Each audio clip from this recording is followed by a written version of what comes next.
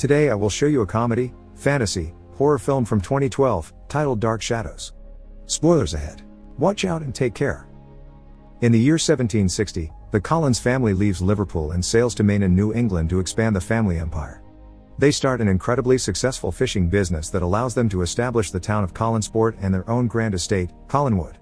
Even if their money grows, the owner makes sure that his son, Barnabas Collins, is raised knowing that family always comes first. 15 years later, Barnabas has an affair with one of the family's servants, Angelique, who is secretly a witch.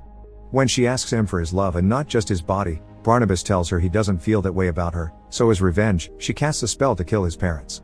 Barnabas suspects something dark caused such an accident, so he starts to investigate the dark arts while he begins a relationship with Josette Dupré. Angelique overhears them declaring their love for each other and gets jealous, so she uses her magic again to make Josette jump off a cliff. Unable to save her in time, Barnabas jumps after her, but unlike Josette, he does survive the fall because Angelique has cursed him to become a vampire so that his suffering would never end. Then she gathers an angry mob of townspeople, turns them against Barnabas by pointing out he's a monster, and together they all catch him and lock him inside a coffin that they then bury in the forest. Years later, in 1972, Victoria Winters is on a train ride to Collinsport because she's seen an ad from the Collins family looking for a governess. Victoria isn't her real name, but she's running away from home and doesn't want people to know their real identity, so chooses Victoria from a poster on the train. When she arrives at the estate, she's received by Willie Loomis, the caretaker, who explains that the mansion, which isn't in a good condition nowadays, should have service of 100 servants, but it's just him and Mrs. Johnson. At that moment, Elizabeth Collins Stoddard, the family matriarch, shows up and speaks privately with Victoria to explain the job to her. After mentioning that it's just 7 people in the house including the employees and that there are areas of the mansion they don't even use anymore, Elizabeth asks her some questions that Victoria answers with a healthy amount of sass, which Elizabeth appreciates and makes her accept hiring her. Later at dinner, Victoria meets the rest of the family.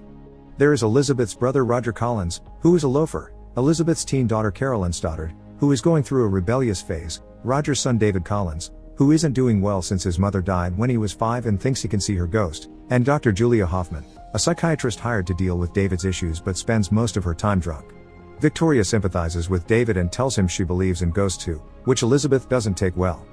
Moments later, when Victoria is getting ready for bed, she sees Josette's ghost in the hallway.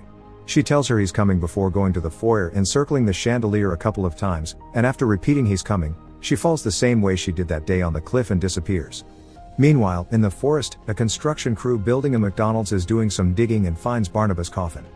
They open it to see what is inside, and now that he is free, Barnabas proceeds to feed on every single worker, apologizing for his decades-old hunger. Afterward, he makes his way to the mansion on foot, observing and getting confused by all the technology and modern clothing on the way while covered in blood. When he makes it to the estate, he finds Willie in the garden and hypnotizes him with his vampire powers to give him the information he needs. He also asks him to clean him up before taking him inside. While trying to introduce himself to the children, Elizabeth interrupts him and asks him to talk in private, expressing her suspicions of his identity and saying all the magical myths surrounding the family are just fairy tales.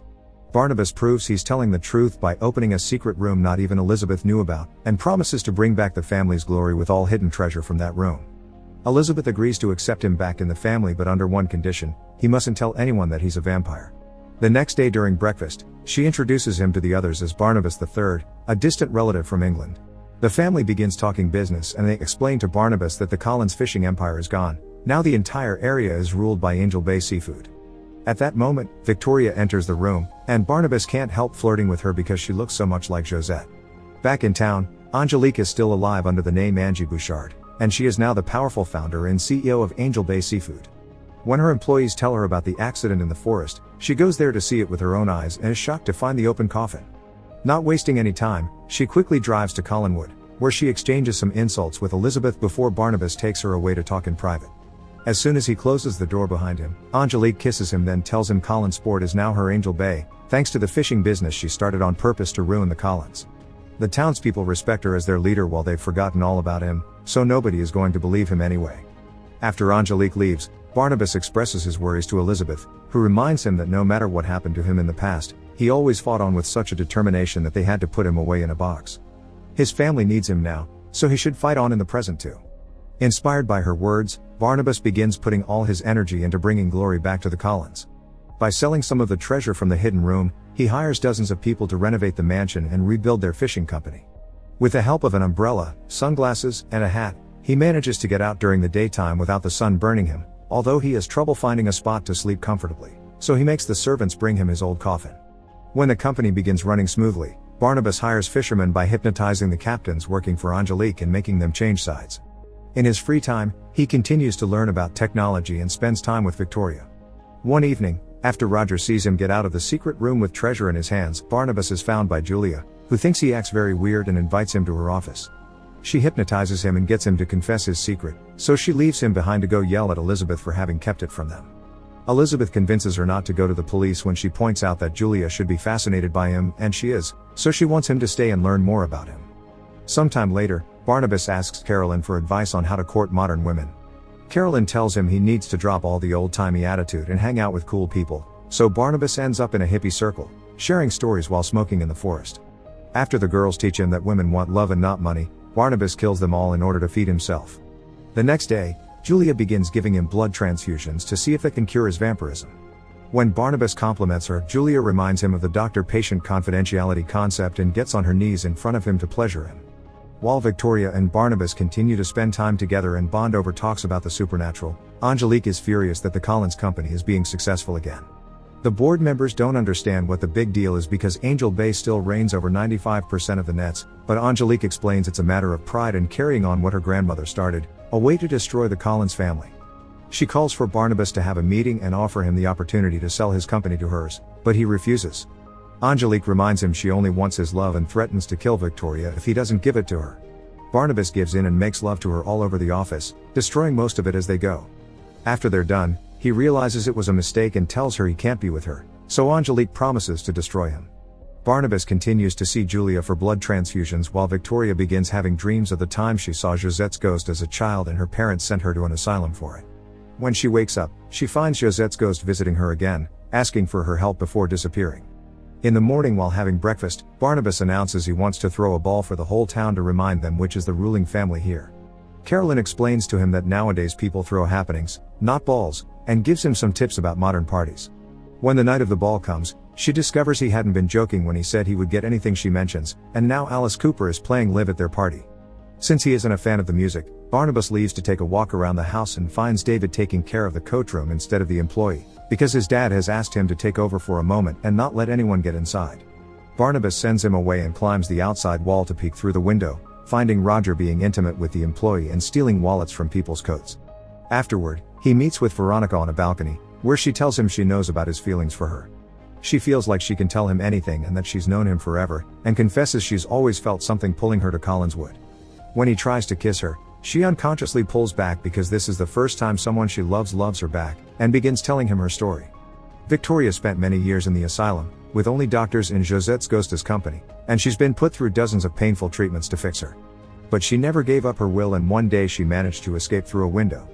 While searching for somewhere to go, Josette pointed at the governess ad in the newspaper, and she knew what she had to do.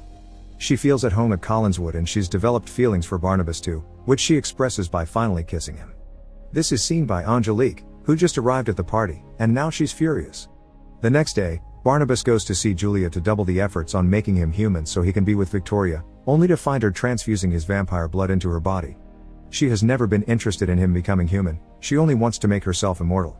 As punishment for breaking the family's trust, she bites her and kills her, not noticing her fangs growing. Then he asks Willie to take him on the boat to the middle of the sea to drop her body there with a brick. Next, he finds Roger trying to access the secret room with the treasure, so he decides to give him a choice. He can start becoming a better dad to David, or he can take some money Barnabas will give him and leave to never be seen again. Roger chooses the money and leaves the estate, destroying David's heart. When the kid runs back to his room, he almost gets hit by the disco ball while he is disconnecting from the ceiling, so Barnabas uses his super speed to save him and ends up under the sun, which begins lighting him on fire. Now the whole family knows his secret, and David and Victoria run away from him in disgust. Getting desperate, Barnabas goes to see Angelique, who refuses to remove the curse and gets him to admit he killed Julia. She then makes a proposal: they can rule the fishing empire together as partners and lovers, or she'll put him back in the box. Barnabas tells her to go to hell and tries to leave, but her employees are waiting on the other side of the door with a coffin that Angelique pushes him into. After closing it with chains, they put it in a van and drive to the cemetery, but only after Angelique uses a spell to make the Collins Company building explode. The coffin is abandoned in a mausoleum, only to be found by David some moments later, who learned about Barnabas being in danger because the ghost of his mother told him.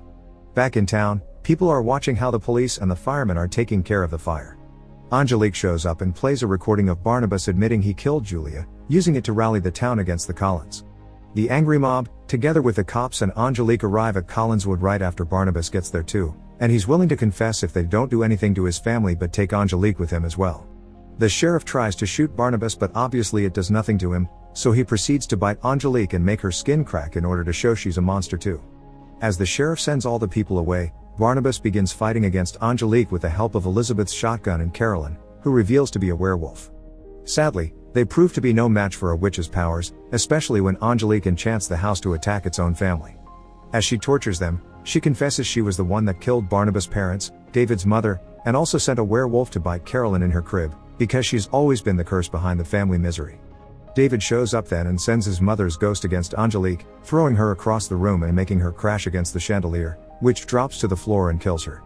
As the family flees the house, which is now on fire, Barnabas gives Angelique a last goodbye, and the witch dies after ripping her heart out of her chest and giving it to him, but it only becomes dust.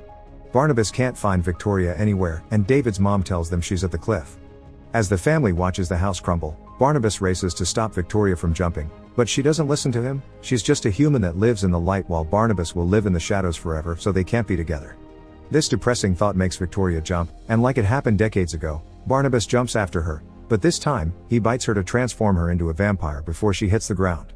Now she's an immortal creature like him, they can be together forever, and the couple shares a kiss.